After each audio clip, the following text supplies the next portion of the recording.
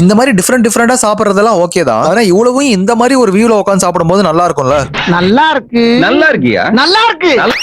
இன்னைக்கு நம்மளோட விக்மன் வாழ்க்கை வரலாறு டே 49ல நம்ம ஸ்டே பண்ணிருக்க மங்கி கனாபி ரெசார்ட்ல தான் இன்னைக்கு மார்னிங் பிரேக்ஃபாஸ்ட் எடுக்க வந்திருக்கோம். நாங்க வந்தது வீக்கெண்ட்ல தான், சோ அவ்வளவு கிரௌடா இருந்தது. அந்த கிரௌட்லயே எங்களுக்கு இந்த மாதிரி ஒரு ஸ்பாட்ல இப்படி ஒரு வியூல இடம் கிடைச்சது. ஆனா இந்த வியூ எங்களுக்கு ரொம்ப நேரம் பார்க்க கொடுத்து வைக்கல. அதுக்கான காரணம் என்னன்னு அப்புறமா சொல்றேன். வழக்கம் போல ஃபர்ஸ்ட் ரவுண்ட் மெயின் கோர்ஸ்க்கு இந்த மாதிரி அலைஞ்சிட்டு இருந்தோம். இவ்வளவு ஆப்ஷன்ஸ் இருக்கிறது ரொம்ப கஷ்டமான விஷயம் தான். ஏன்னா ஒரே ஒரு டிஷ் தான் இருக்குன்னா சாப்பிட்டு போயிட்டே இருக்கலாம். பட் இங்க இவ்வளவு இருக்கிறதுனால எது எடுக்கிறது எது வேணாங்கிறது செலக்ட் பண்றதுக்கே ரொம்ப நேரம் ஆகுது. அப்புறம் ஒரு வழியா அங்க இங்கன்னு சண்டை போட்டு தேவையான ஐட்டத்தெல்லாம் எடுத்து அரேஞ்ச் பண்ணிட்டு வந்துட்டோம். அப்புறம் நிறைய பேர் இந்த மங்கி கனாபி ரெசார்ட்டோட பிரைஸ் என்னன்னு கேட்டிருந்தீங்க. நாங்க ஒன் நைட் பேக்கேஜ் தான் எடுத்திருந்தோம். அரௌண்ட் 800 ringgit கிட்ட வந்தது. சோ ஃபைனலா எல்லாத்தையும் அரேஞ்ச் பண்ணி சாப்பிட ஸ்டார்ட் பண்ணிட்டோம். எனக்கு நான் செலக்ட் பண்ண எல்லா ஃபுட்டும் நல்லா இருந்தது. சோ ஃபைனலா பாயில்ட் எக்ல கொஞ்சோண்டு யோகர்ட் வச்சு அப்படியே சாப்பிட்டு பார்த்தா நல்லா தான் இருந்தது. ஃபர்ஸ்ட் ரவுண்ட் தான் முடிஞ்சிருக்கு. சோ செகண்ட் ரவுண்டுக்கு கிளம்பிட்டோம். எனக்கு டெசர்ட்ல பிரெட் புட்டிங் ரொம்ப பிடிக்கும். அதான் வெறி கொண்டு தேடிட்டு இருந்தேன். ஒரு வழியா கண்டும் பிடிச்சிட்டேன். எல்லாத்தையும் கம்மியா சாப்பிடுறேன். இதை மட்டும் 2 ஸ்கூப் எக்ஸ்ட்ரா வச்சு மேல மில்கையும் ஊத்தி எடுத்துட்டு வந்துட்டேன். அப்பதான் எங்க டேபிள் காணாம போயிடுச்சு. என் கிணற காணாங்க.